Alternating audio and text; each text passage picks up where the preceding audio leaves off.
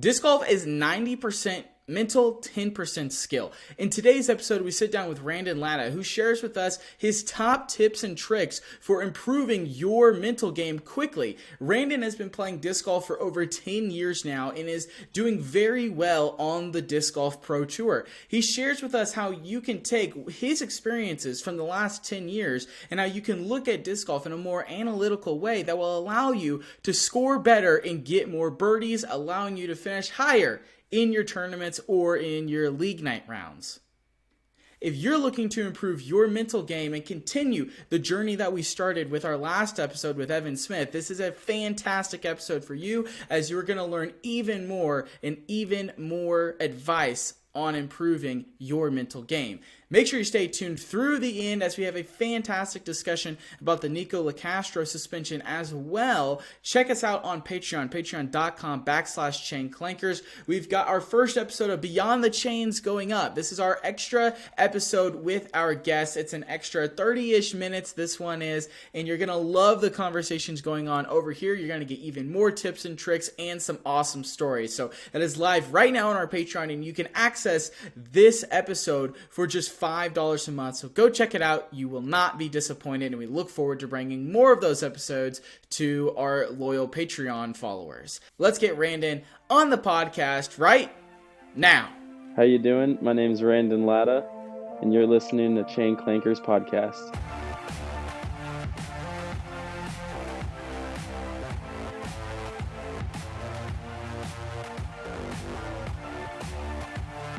Alrighty guys, we're sitting down with one of the up-and-coming stars of the disc golf game right now, Randon Latta. He's had some incredible performances so far this year on tour, finishing ahead of some huge names in the sports at these big-time Elite Series tournaments. Randon, how are we doing tonight, man? I'm doing great. I'm doing good. Got a place to set up and talk to you guys for the night, so I'm looking forward to it. Yeah, man. We are very happy you could come on tonight, take the time to do that, and looking forward to talking disc golf with you, man. Awesome. Yeah, it's a privilege out here on the road. You never know what the next day is going to entail, so happy to be here. So let's kind of start there. How did you first get into disc golf? And then we'll kind of talk about eventually deciding to take that leap to go on tour. So what was your first kind of origin story with disc golf? Yeah, I played a lot of other sports growing up my whole life, and one of them happened to be soccer. And at the fields I always grew up playing soccer at, a gentleman by the name of Greg Hosfeld, which I believe is the 1989 world champion. He's well Greg's known awesome for designing courses in Florida. I believe that's where he resides nowadays. Happened to build a 9-hole course right where I played soccer in that park. And I believe when I was at practice one day, my brother kind of stumbled back there into the woods and I imagine got hit by a disc or got close to getting hit by a disc, because it led to a conversation with some gentlemen who were nice enough to give him a disc. And I was only 12 years old at the time. And my brother was probably a 9 or 10. He's a couple years younger than me. And we were both hooked instantly. I remember after practice, he came up and told me about it. We kind of went back there and scouted it out ourselves because, we'd never seen anything like that. And I remember getting into it very quickly, learning that I could buy discs online. And there was even a retailer about an hour north of me, Mike Barnett with Sun King, who eventually helped me get to play some more tournaments. Because it wasn't but 3 months after that I signed up for my first tournament. And I've been playing tournaments for the last 10 years or so, just slowly progressing and to the point where I felt like I could come out here and keep up with the best in the game. Man, that's an awesome story. So I got to ask, being over 10 years ago now, what was it the first time you did go play that made you, I love hearing these stories, so I got to ask, what made you just fall in love right away? Yeah, I was playing so many different sports. I always felt at a disadvantage because I was a very small kid. And, I was never the quickest, the fastest, the tallest, the strongest. And none of that seemed to matter in disc golf. It was just your utter imagination and capability of what you wanted to do with this thing. And I played golf growing up as well. So that was a big influence as well because it just seemed to be the fun side of it, a little more controllable and a lot different, a lot more unique. And I just remember always feeling like this was something I could get good at because it didn't require height or strength or any of those things that you kind of need for other sports at times. Just practice and mental, a lot of mental. Right. Yeah, and you're a pretty young guy still for us playing tournaments for 10 years. Like that's crazy to me. Talk to me about that first tournament you signed up for. What division did you sign up for and how would you rate that experience? How did it go for you? I would rate it very, very high up on some of my tournament lists because it just so happened Ricky Wysocki was there, Ooh. and it was the first year. It was the year he won Rookie of the Year, and I believe he was in South Florida, kind of off seasoning, and it might have been one of the first tournaments in that year where he was crowned Rookie of the Year, and it was also the first year Paul McBeth won a world title. And I remember Johnny McRae and Ricky went to a playoff in the MPO division, and Johnny won with a turbo putt against Ricky. And I had just finished playing with a bunch of ladies because I signed up for junior boys 13 and under, and I was the only kid there. And they threw me in with a bunch of the ladies that I'm still friends with to this day.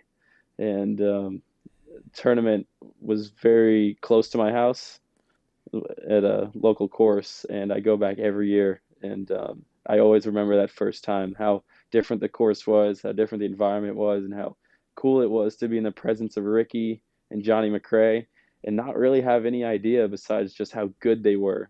Just from what I saw, I didn't have any historical evidence or know about who these people were yet. Yeah, that's so cool. Kind of like a little mini origin story almost. I mean, I couldn't imagine being you had to be 12, 13 at the time, going to my first tournament, having a blast and then seeing two absolute studs out there throwing. So nowadays everyone sees, Disc Golf Pro Tour, Jomez, whatever it might be, YouTube. They see these pros, they see them playing.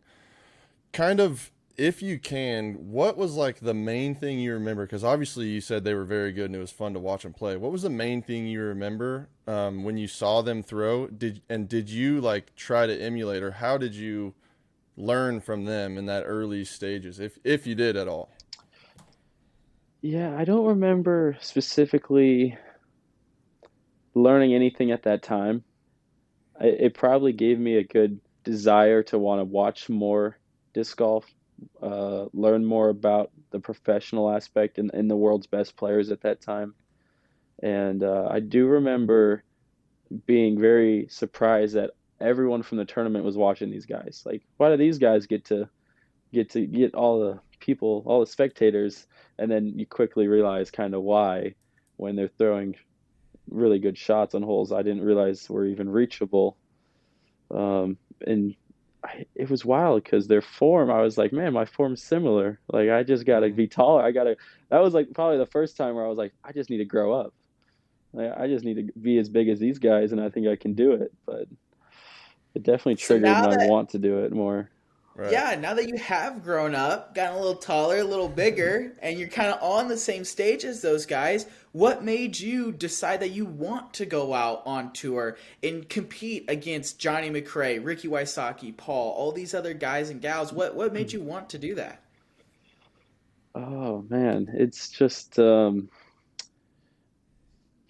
probably I didn't like going to college, and I was really good at disc golf, and I grew up around a lot of people who were very supportive, and it was always an idea that they would throw out and kind of push towards. And I don't know if I fully accepted that idea until the last couple of years when I left high school, that this could be a real possibility. Because I wanted, I had these other goals in mind of success, and disc golf didn't pay for that. Disc golf wasn't what was going to get me there. So it kind of took some time to almost believe in myself and my abilities to kind of take that leap. So you're fully touring right now. When did you start fully touring? Geez, that sounds funny, but I think that's right.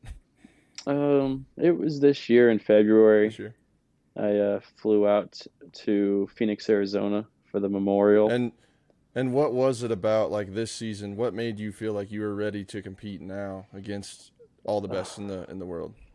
It it really wasn't my decision. It just kind of happened. Kevin Kiefer was um, a big reason behind it. He had come to me last off season. We were playing a tournament together, and we got to talk about his contract and his future in the game, and how I helped push that a little bit, being a little bit older than him. And he told me his plans to go on tour, and his main focus at that point in the off season was to find someone to travel with. He had about everything else lined up. He just wanted someone to travel with and push him along the way. And we kind of got talking about it after that, and it happened very quickly. I wasn't ready, I can tell you that. I knew it was time, or I was not going to get a chance to do it. It was now or Yeah. never. That's awesome. What would you say has been your biggest challenge so far this year? Um, I mean, definitely myself.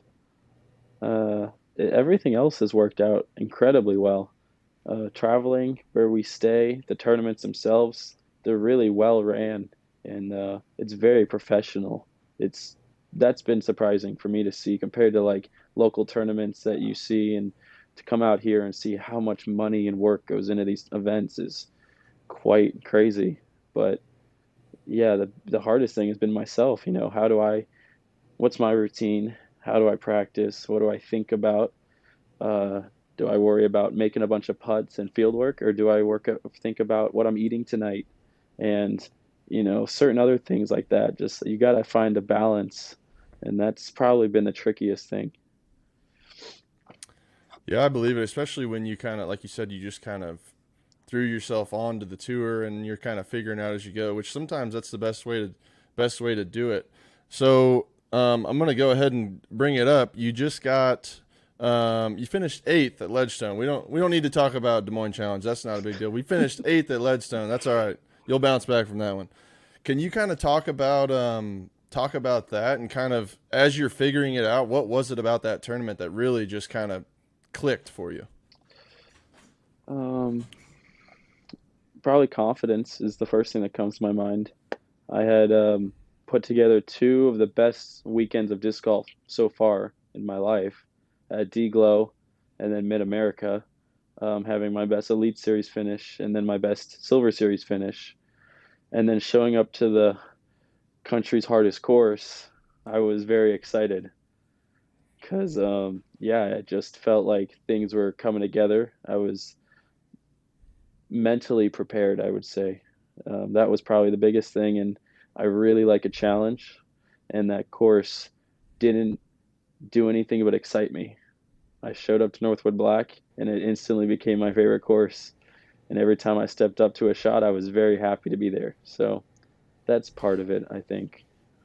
Is that like a mindset thing, do you think? Like if you go into a tournament, new course you're playing, maybe it's the course you play every day in your backyard and you stink at it. Like is that a mindset shift that AM players should make, that if they're excited for this tee shot, if they're excited to attack this course and just really give it their all and go full throttle, that'll lead to better scores? Or do you think that was more just kind of a coincidence of like, hey, this is supposed to be a really tough course. I'm not going to let it eat my mental game away, so I'm just going to smile through the pain regardless of what happens. I think I think it's very helpful. It's definitely a mindset shift. For instance, I really did not like the course at Deglow, the toboggan. Mm-hmm. And the first couple times I was there, I really didn't want to be there.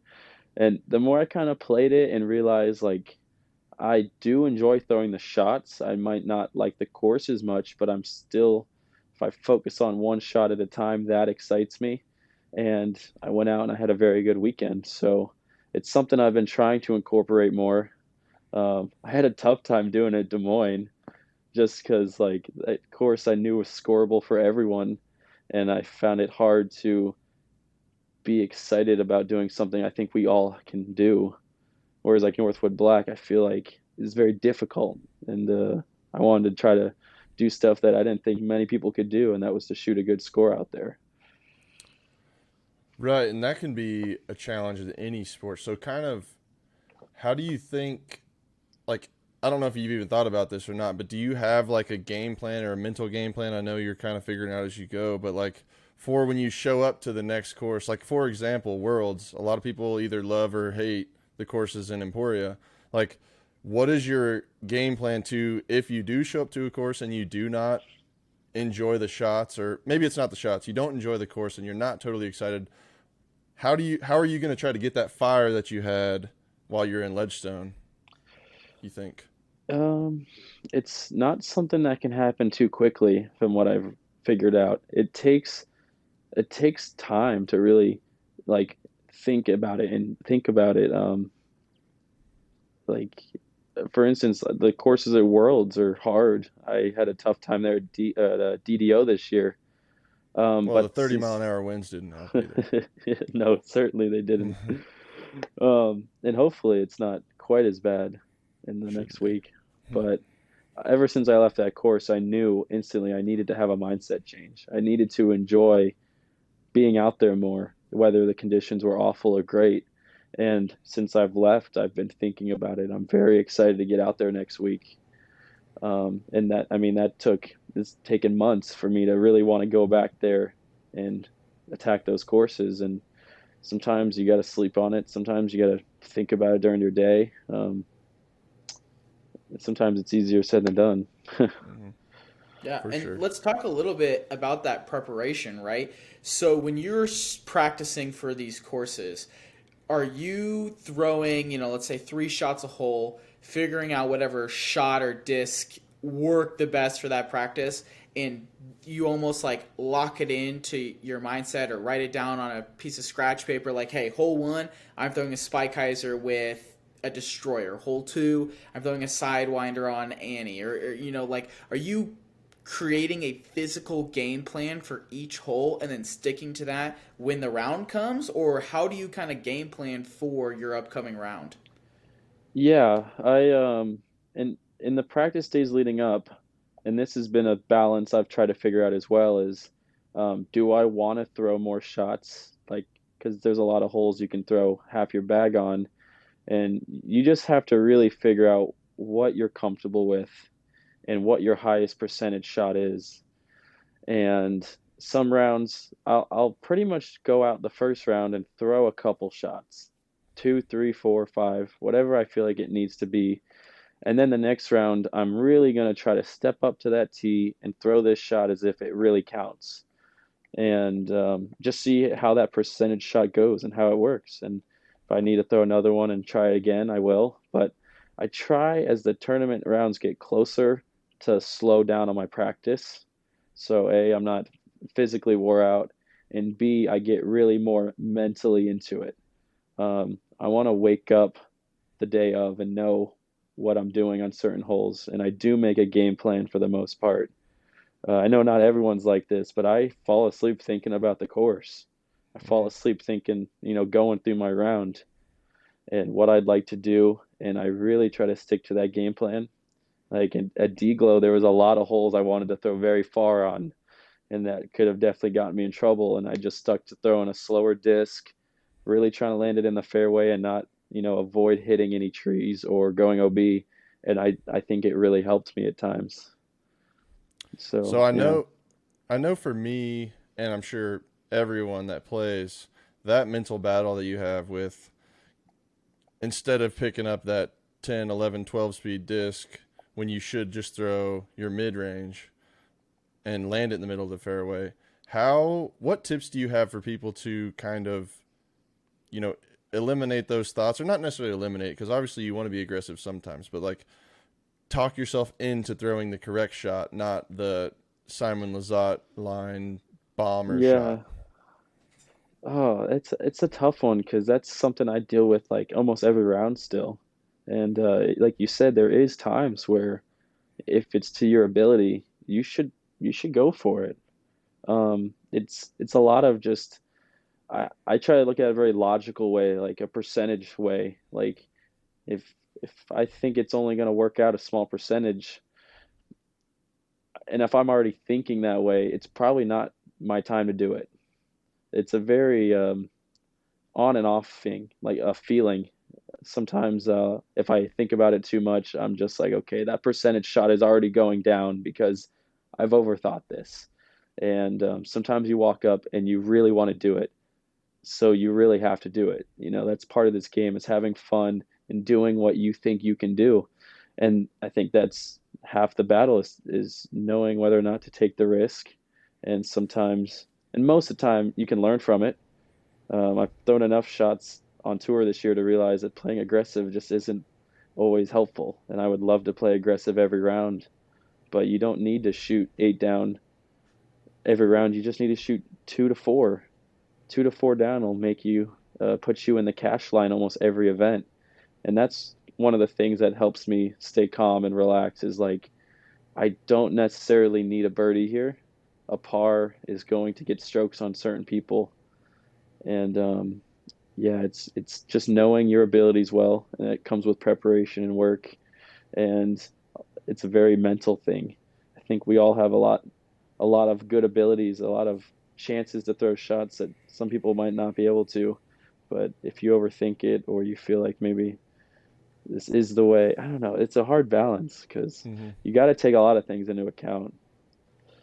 I was going to mention earlier how in my preparation for tournaments, when I'm really trying to focus on the shots that I'm throwing, if I go out to the course that day and it's a completely opposite wind to what we had all day or the last 4 days in practice, my game plan will definitely change a little bit.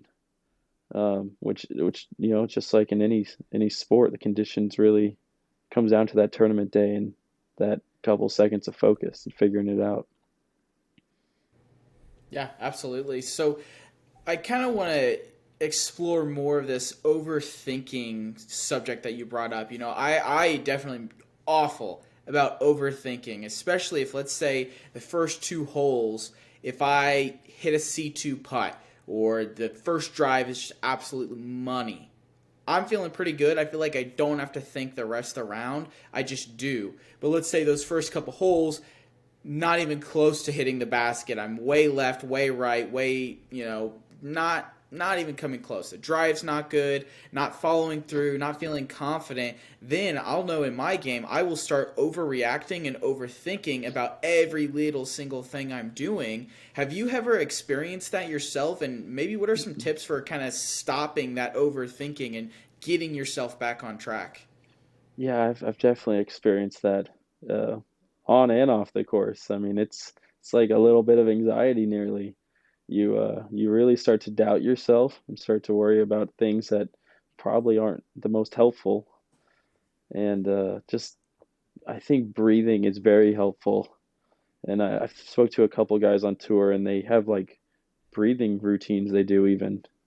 And I think when I'm playing good and I'm not overthinking it too much, I have a solid routine, and that can be anywhere from like Nate Sexton's, the amount of flips he does before he putts or something, or just having a couple quick breaths. I mean, I like to inhale through my nose and exhale through my mouth, and just take a couple seconds to just relax and just try to focus in on what I'm doing, and try as hard as I can to forget all the sounds and voices and whatever doubt you're having, and just say, this is what I want to do, and try to make it a matter of a fact. It's obviously takes some practice as well, but breathing, I think, is a main one. I mean, there's science behind it in lots of other sports too. The oxygen, you need oxygen, and you need that in your brain. And if you're out there holding your breath and overthinking too much, you're gonna have a tough time deciding what's right and wrong. Right, and like disc golf is so mental. I would even say it's like once you get to a certain, like once you get to your level, Randon, it's probably like I would almost put it like 60% mental and 40% ability, because you have the ability to do it. It's just like, can you get over the mental hurdle and have the right game plan, right? Yeah, for I sure. mean, I could be wrong. That's just my thought. You both have played other sports before, right? Trent, you played a ton Right. of football. Brandon, you said you played soccer, and I'm assuming, golf and other Hmm. sports. I played baseball and basketball as well. And I feel like in all those other sports, baseball isn't a great example here, but football, basketball, soccer, like I feel like they're fast-paced sports, so you almost don't have time to dwell on what happened 5 minutes ago. You just have to keep moving. Where, baseball, disc golf, you strike out, you have to think about that until your next at bat. Oh, you just threw a bad drive. You now have to think about that the entirety of the time you walk up to your drive. Or if you miss a putt, you have to think about that until your next putt. Or maybe that one's still a little shaky. So now you continue to think about that. So I really think that's something that maybe disc golf, it's almost harder to get past that mental hurdle because of how slow paced the game is compared to other sports. I don't know if you guys maybe have ever thought about that before or not. Well, and I think I would agree. And then as far as the team aspect goes, you have like, especially in football, I played all through college, and like if one player is kind of having an off game, obviously it's not good, but you have the rest of the team, your teammates, to kind of build them up, right? But when you're playing disc golf or any solo sport, it's all on that. Like if that person's off, they're just off, and they have to figure it out as fast as possible. Where in football or soccer, I never played soccer, but football, basketball, like you can be a little bit off, and your teammates can kind of help you out. So, I mean, that's Yeah. kind of my take on that. But yeah, I agree. I mean, golf is disc golf. Everything is solo sports are just 100% on you. So it's really tough, and you really have to be mentally strong to be able to handle the situations that you put yourself in, whether you're playing good or bad, because you can almost become too confident and think you can throw your destroyer 700 feet and land in a 100-foot, little strip and be good. But I don't know, Yeah, teach their own.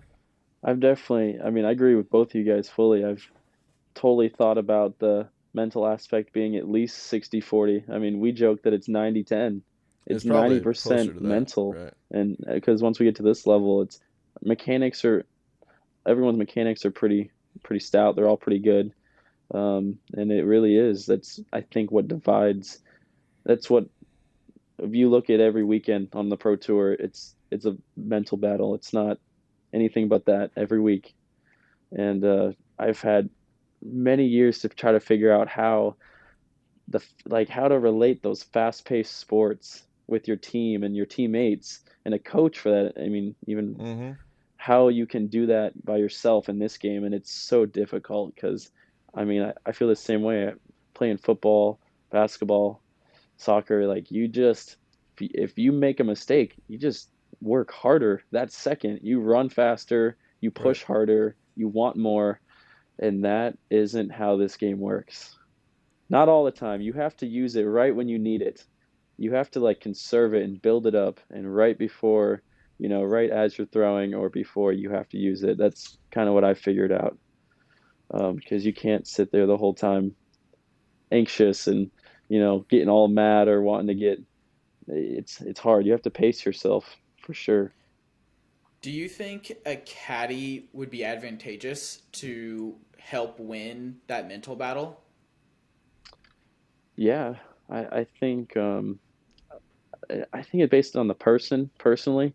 I know, for instance, Calvin isn't much of a caddy guy, and he's obviously doing very good in his disc golf career, and someone I've had a chance to grow up around, luckily, and know him and able to call him a friend. And I love having a caddy, especially someone that I know personally, and I can kind of at times get distracted and just talk about other things, and um, kind of takes me away from doubting myself too much or getting in my own way. I can just enjoy my time out there and realize that I'm gonna get another shot, I'm gonna get another opportunity.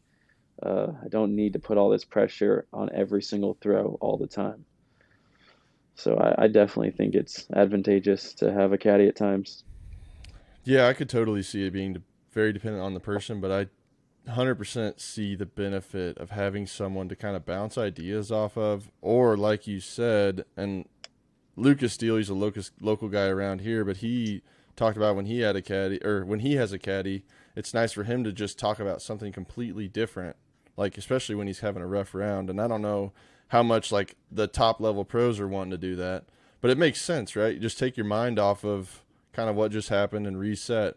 What has been, well, first of all, if you guys are in the Emporia, Kansas area, Randon, you need a caddy for next week? Or are you good? Yeah, I don't have one as of now, so This I'm this definitely should be open. out. Hit him up. Definitely be open. But Yeah, this will drop the week of Worlds. So this will come out on Monday the 29th. And Awesome, Worlds is that week. So who awesome. knows? I can't guarantee I'll pay anybody anything, but if you want to nah. come out and have a front row seat to watch some disc golf, that's Yeah. But definitely how it goes sometimes. yeah, for sure. But I just think, I mean, I don't know that I have really too much else to add, I guess. I just feel like, because I went and watched DDO, and I noticed, I followed kind of the lead cards and Brody's card, and I bring him up mainly because he was the main guy that I noticed. I don't know if he knew the guy or not, but he was the main guy that I noticed, like, actually consulting almost, it seemed. I don't know if he was just BSing or not. If you listen to this, Brody, doubt you do, but if you do, shoot us a DM, let us know. But it legitimately seemed like he was like bouncing ideas off of his caddy, and correct me if I'm wrong, but that has to be so helpful. Yeah, I think so. And it has for me to be able to do that and feel comfortable doing that, I have to almost know the person. Mm. Like I've had a few friends, for instance, that just didn't make the cut or something, and they know my game fairly well, and I kind of go into that round telling them to tell me to stay patient. And if I bounce this idea off of you, make sure I don't do it or something. Make sure I play smart and I know Brody's known for having a lot of caddies, and he doesn't always know them.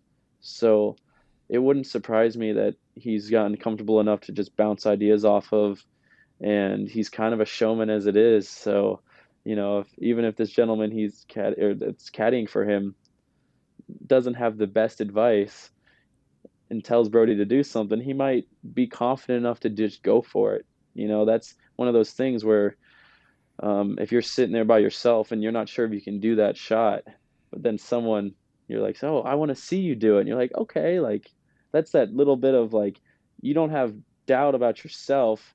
You just want to perform. And I think a lot of us out there have that. And we really enjoy playing for an audience and obviously being on YouTube and on the network.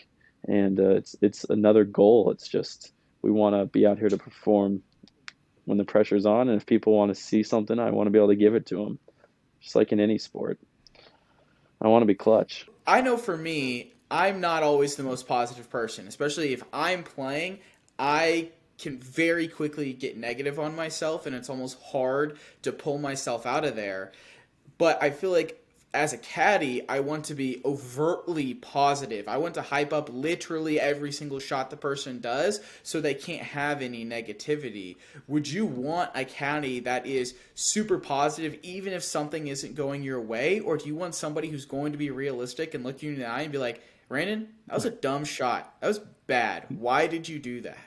Oh man, I really enjoy both. I've had both before, and usually both bring a smile to my face just because I do love hearing people tell me that I suck.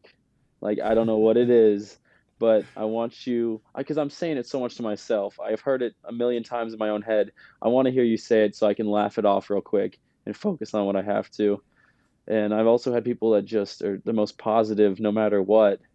And I think it needs to be a decent balance, and that's just for myself speaking. Like, if I throw a bad shot and I look very upset, it's probably not the best time to say I suck. But if I throw a shot and I kind of chuckle about it and I'm like, that was a small mistake, maybe it slipped, maybe it was an outside factor, and you're like, yeah, like you really got to do better next time. That's going to be funny to me. It's kind of a very tough thing to know because it's almost situational.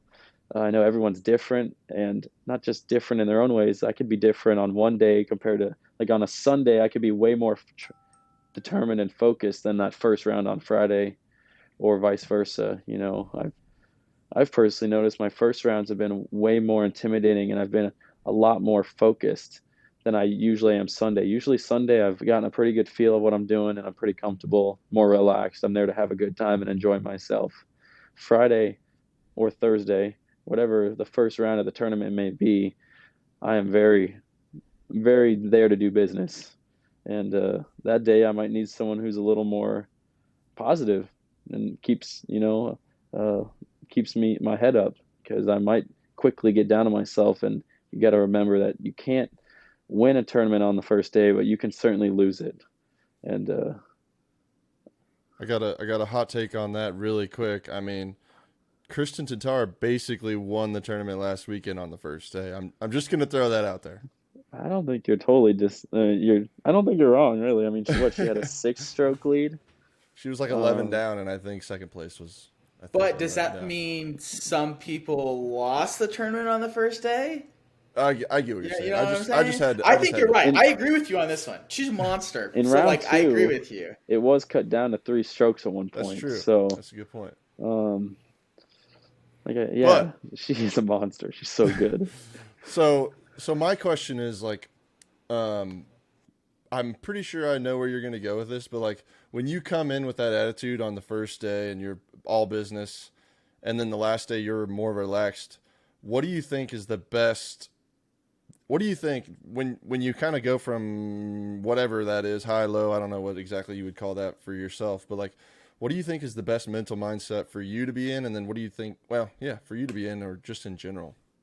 Like, what would you, let me reword that.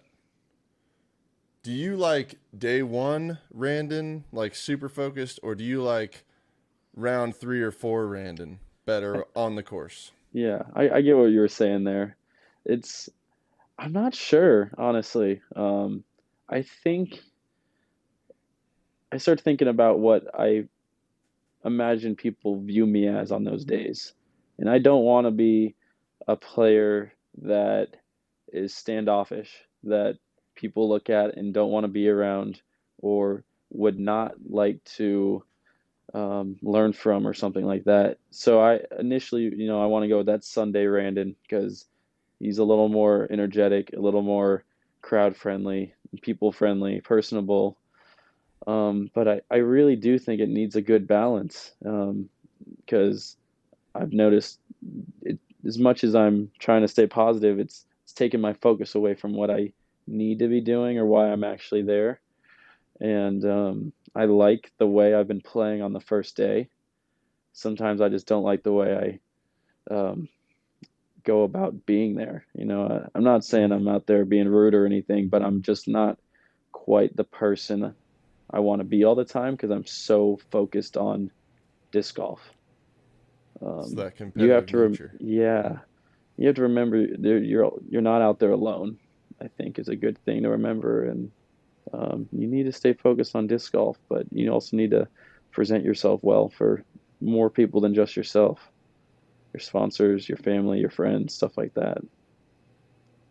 Yeah, for sure. I know I definitely feel that as well. Like I know when I go to tournaments and it's 2 rounds in one day, I feel like the first round, maybe the first couple holes I'm kind of, talkative, I'll kind of chop it up with everyone and then I just kind of get into that mindset and I feel like I won't say a word until the round is over and I'm like, oh, I really hope I don't kind of come off like a mean guy. Like I just am focused on what's going on and I stop like listening to all the extra noise out there. I'm not sure if you have discovered a trend between, day 1 or day 4 Randon, which one is playing better. But have you ever noticed that maybe one is playing better than the other? And maybe how do you kind of overcome one of those being worse? The example, like let's take an AM who's playing a C tier. You've got 2 rounds on Saturday. Your first round on Saturday typically is your worst round compared to your second round. How do you make your first round better? My favorite thing has just been to stay patient, to literally repeat, like in my head, to stay patient. Like, and it's very difficult, especially if you're through 6 holes, 2 holes, 17 holes. You have to be patient until the end. You really do, because you got me thinking, like, most of my best rounds lately have been on the second day. And it's once I have the pressure of the first day is gone. I haven't lost the tournament yet. I'm not. It probably wasn't my best round, and I don't want it to be my best round, but it there's that pressure gone that okay, we've started it. I was patient. Now let's just work on the little things that I messed up yesterday. Um, and if you're playing that first round at a C tier, just stay patient. Like you can't think about round two in the middle of or any part of round one, and you have to like I almost just try to trick myself and say like this is all I'm here to do is throw this one shot. And you walk up to the next one, you're like, this is all I'm here to do is throw this one shot. And as soon as I start thinking about anything else, I will mentally tell myself to stop, like stop, stop, stop. Like we're not doing this. We're doing this thing right here. And you have to be very specific. I think it's hard. Yeah, I agree. It's definitely very tough, and I also think that's awesome advice for any of us amateurs out here. I mean, focus on just focusing on the single thing you were doing right there, whether it's, I mean, it could be even be like before you even throw, like exactly what you want to do, and then move on. Okay, now I'm going to execute this hyzer, and I'm going to throw it 250 feet, and then okay, that happened or it didn't happen, right? Like move on to the next. You got to make a putt or get at least close enough to save your par. Like don't dwell on what happened. Focus only on what you're doing next. And I think, like you said, being patient is also huge. And I think Yeah. that will help so much. And I'm talking to you guys listening out there, not Randon, he gets this, but this will help so much in your rounds. Just be patient. Focus on the shot that you're throwing right there. Forget about what happened. I mean, that's such good advice. Patience is huge because I mean, even Yeah. I'm only playing intermediate level golf, and I have to tell myself in tournaments all the time just to take the pars, and if you don't get the birdies when they're presented to you, oh well, like get them next Yeah. time. So Yeah. that's awesome advice. I love that. Probably a lot of things we wish we could do different, but throwing the tee shot you just let go of isn't shouldn't be one of them yet. Just keep her moving. Agreed. Cool. Well, hey, I think we've been having a fantastic discussion so far. We have a very interesting hot take tonight that I Oh, want to get goodness. into. We have not talked a whole lot about it on the podcast yet, so I think this is a great spot to talk about it. So, Brandon, why don't you hit us with your hot take tonight?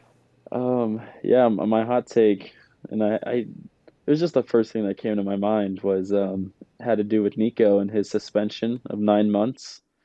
I just think it's a bit long for what I saw him do. For what I know about the situation and knowing Nico on a somewhat personal player level, 9 months is a very long time to not play disc golf. So I think it's a bit too long. Professional. Yeah, professionally. What do you think would have been a more appropriate punishment?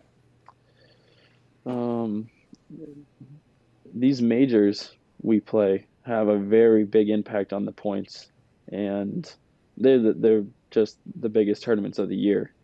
And I think possibly suspending him from Worlds and or USDGC would have been plenty because those are like that's like you made it to the finals and your coach benches you the whole time. Like that's gonna hurt a lot. He's gonna get the point. It's gonna get the message, but to not be able to play Silver Series, Elite Series, A tiers, whatever professional competition he'd like to play for the next 9 months, um, he might need to go start looking for another job. You know, Yeah. um, That's I a mean, good it could point. honestly be the it's end of Nico's That's career. a good point. oh, I don't think it will be, but you know what I'm saying? Like that's a long time for a pro disc golfer who's so used to being on the road and so used Yeah. to traveling and competing at such a high level. It's such a mental strain and a mental, especially everyone knows how mentally dependent Nico is on himself, like how tough he is on himself, and that's just I feel like they're kind of taking trying to make a point with him And I personally don't think that's okay. I think if it happened to anyone else, it just wouldn't be it wouldn't been that long. And I think it was kind of building up, and they've used him to make a point that, we can do these things, and we're trying to evolve into being a better professional sport, which I totally understand and agree with. I just think 9 months is too long. Understandable. So before I give my counter, just to play devil's advocate here, were you on the card when it happened? No, definitely Okay. no, I was not. Okay. I just had to ask because I truly I don't know who was on the card. From all the Yeah, clips I see, I can literally just see him, and I'm too blind to be able to picture anyone else. And yeah, so I guess my counter argument, when you look at the rules and you look at precedent set from suspension of other players, I almost feel as though 9 months is a little too short because I would have been happy, I think, with a year. The reason being is that when I watch the clip myself, I can understand his frustration and I can understand the initial confrontation of stepping into the official's face.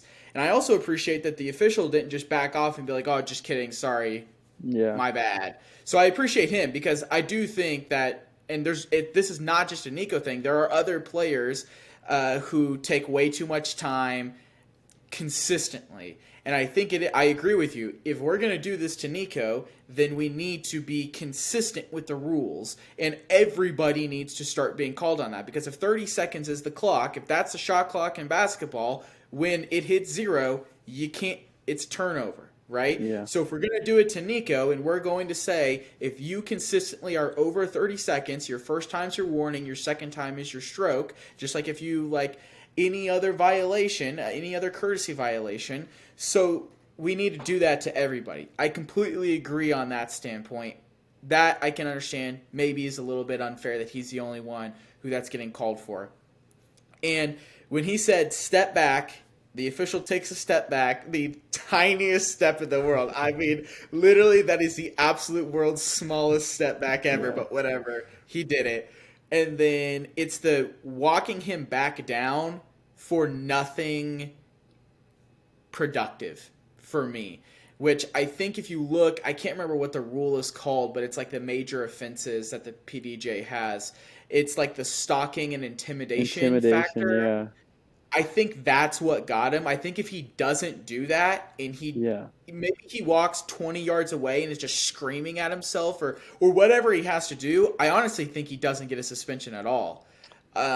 Maybe he just gets DQ'd from Worlds and or not Worlds, from the Euro Championship, and that's it. But honestly, I really think it's the fact that he went back after him for nothing productive at all, and then he was unwilling to cooperate or even talk about it after the round. I think that's what killed him at the end of the day.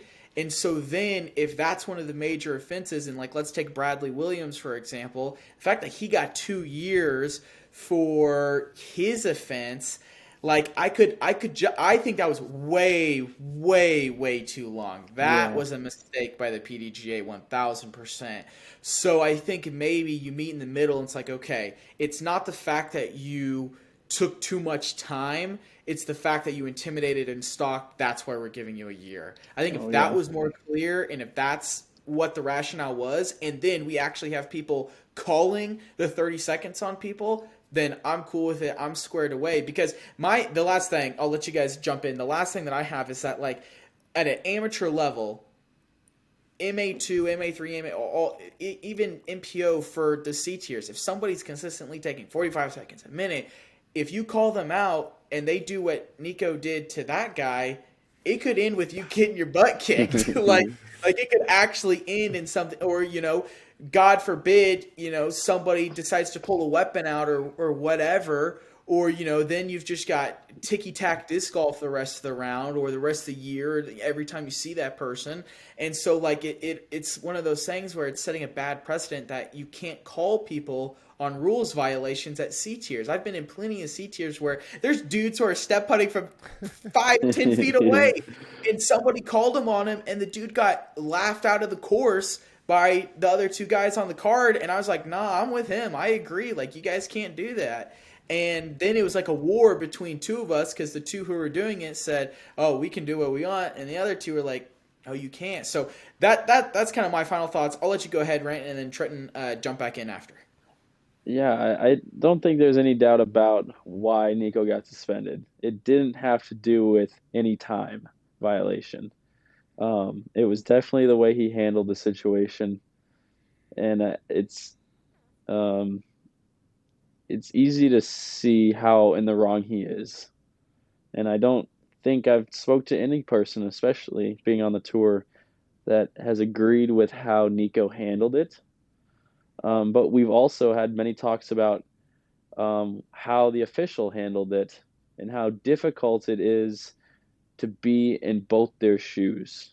To be on the last hole of an event and get called on your last throw on something like that by a person who has watched you play, I believe most of the holes they had an official on Nico's card. And I've heard him completely, how do you say it? I've heard him get called on a warning before for time, and he's just kind of like nonchalant, like, forget about it. Like, I'm not listening to that. And that's obviously a problem, but I don't think, and maybe it was just a language barrier slash cultural barrier, but I don't want an official after my throw to quite handle it the way he did either. Um, I wouldn't mind just getting spoke to, or just like, hey, listen, like there was a couple times here and there. We're going to give you a warning for this time, and I don't know how hard that was for that official. And I know they're really working on it because it's been a big talk now is how we can,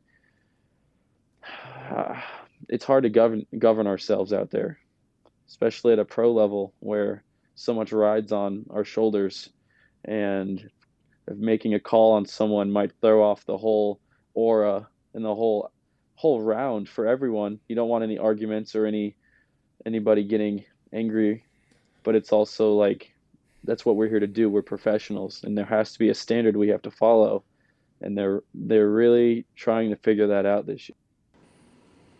Yeah, I think my take is, I mean, I agree with both of your guys' points, like key points. Like Nico could have handled it differently. The official was definitely not 100% out of, whatever. He could have definitely handled it differently as well. And I think the European Open is taking them having officials on the cards is a step in the right direction, because in no legitimate professional sport, correct me if I'm wrong, Quentin, because you would definitely know this, but I don't think in any legitimate, not saying disc golf isn't, but like high level professional sport are the players officiating each other. Am I right by saying that? The only other one is kind of golf because they don't have an official on every single card. It's they could have someone who's kind of comes over every like three holes. They cover that, and they're almost used more of a like interpret the rules. Maybe they don't necessarily make Like the a final question. rule call. Right. Yeah, yeah. I think because, Randon, kind of to your point, like for you, like say you're playing with, I don't know, whoever, and you see him every weekend, and you have to make, you decide one time, like, okay, this is the fourth hole now where so and so has taken 45 seconds to putt. Like you have to have the mental, like you shouldn't have to be thinking about that while you're playing. We were just talking about thinking about only your next shot, right? You shouldn't have to be worrying about that, first of all. And then you also have, if you do notice it, it's in your mind because you noticed it. And then you also have to make the decision, okay, do I want to have to deal with confronting so-and-so about this? And then, oh, wait, I'm probably going to see him again every weekend for the next 9 months. And he might take it fine, he might not, but still it's going to be that awkward, like, I mean, it all depends on how you kind of approach someone. Like you said, if a referee would have said, I don't know, 2 holes before, Nico, you're kind of taking a long time, here's your warning. And like the next time you do it, just like they do in every other sport, you're going to get a penalty. Like, Yeah. And then all he had to do was say, Nico, that was 40 seconds. I'm going to give you a stroke on this hole. And Nico probably would have just been like, damn. I mean, he might have reacted a little bit, but he probably been like, damn, you did warn me earlier. I know I kind of shrugged my shoulders to it. So, all right, I got you, whatever. And it was wouldn't have been a odd, thing. just So, how the phone was used and like how close he really did get.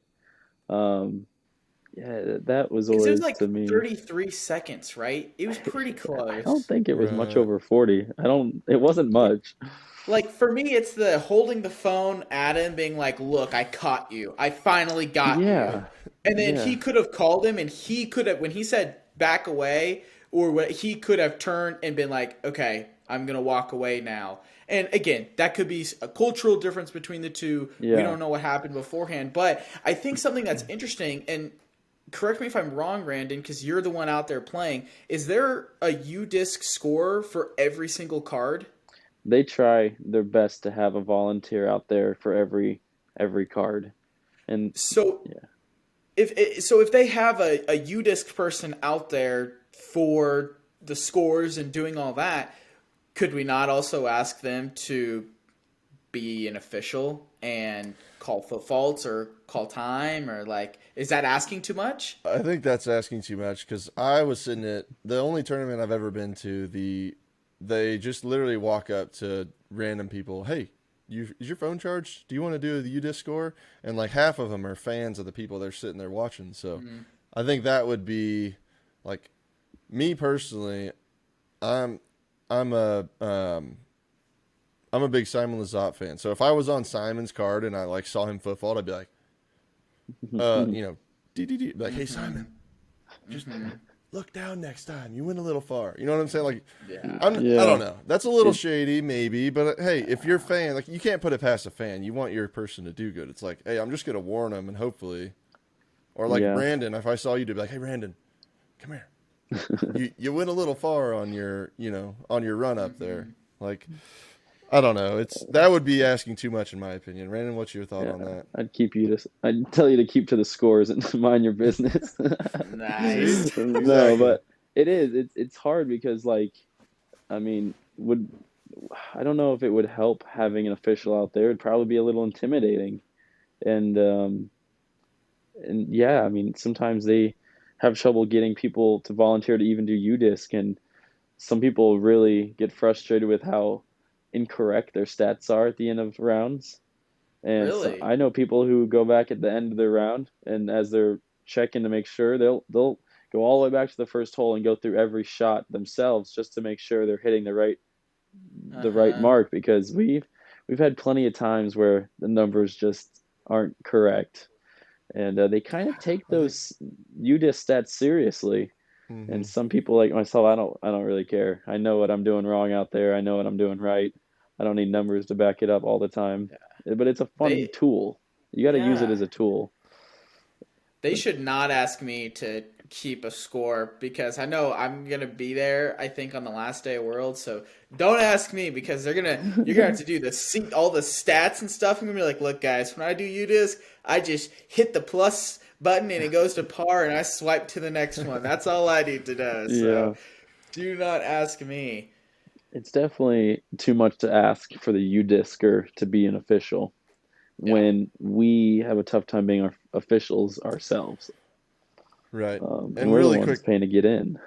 right. yeah, Really quick on the official thing too. Like, I think that's going to be a challenge for the PDGA to figure out for the next.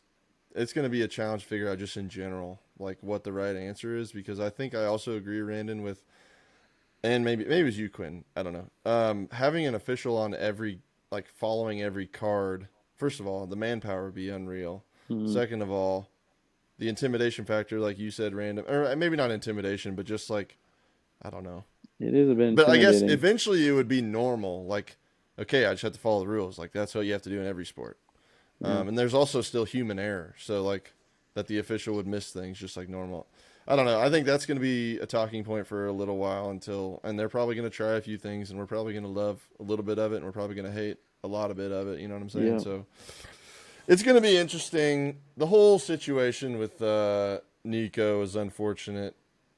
And I never gave a thought on my opinion on if it was right or wrong.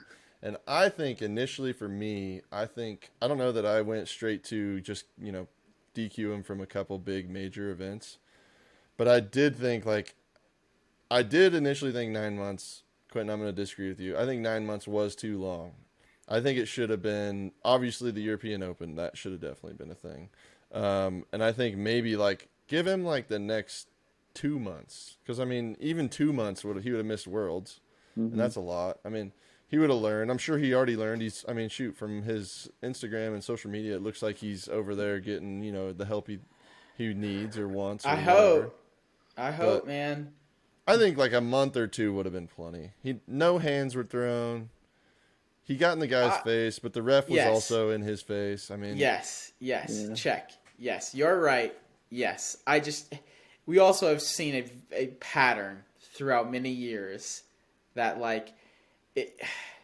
I hope he's changed. I hope he's gotten help. I hope you're right. I really do at the end of the day. I hope you're right. I think what it comes down to is we as players just need to do a better job. I think that's what it has to be. I think that's what it's going to be eventually. We have to just do better at not caring about each other's feelings as much, really. And it's hard. It's hard to do that, especially when you know these guys well and you travel with them. But we got to get it to that point where it's a very logical thing. I know you didn't mean to break this rule, or you're in this situation, so maybe you should be allowed more time. But at this moment, this is the rule, and these are what we're following. And I would hope you would show me the same honor of calling me too. And I hope we can get to a professional level like that one day, to where we don't need an official in your face with a phone, and you don't need a player backing him down because it's the last hole and you're upset about it. I would hope we can get past all of it, honestly. Agreed. Because there's so much this game still has to evolve and get better at. And that's just one of the things. Yeah. And that's something that players at all levels need to do. I mean, especially, if you're playing your local C tier every weekend and you see Brad out there and call him on a foot fault, next thing you know, you get trashed on the Facebook page, and now maybe you don't want to go to the next C tier because Brad's going to make fun of you. I couldn't agree more with you, Randon. I think this has been so much fun. We've been going for a little bit over an hour already, so we're going to do the ace round in the Patreon exclusive part of this episode. Make sure if you guys aren't joining us on Patreon, you got to do so if you want to hear that. We're going to have some other questions for Randon. It's not going to be super long, but if you want the bonus content, you're going to have to go over there at patreon.com/Clankers. But Randon, before we cut us off here, where can people connect with you on social media and continue to follow your disc golf journey? Yeah, I mean, I have a Facebook and an Instagram, and I just uploaded my first YouTube video the other day, so that was cool. And yeah, if you look up Randon Latta, you should be able to find it on Facebook or Instagram. It's a funny story about my Instagram, though. I have an old one from when I was in high school, and I got logged out of it somehow. So it's like a young version of my disc golf account, and it's very embarrassing. Nice. And it's under the same name pretty much. So if you want to go take a look at that too, feel free. I can't figure out how to get rid of it. However, you can find my Instagram at randon.latta.dg, and trying to keep up to date with the tour and post as much as I can. And you can find my YouTube at Randon Latta as well.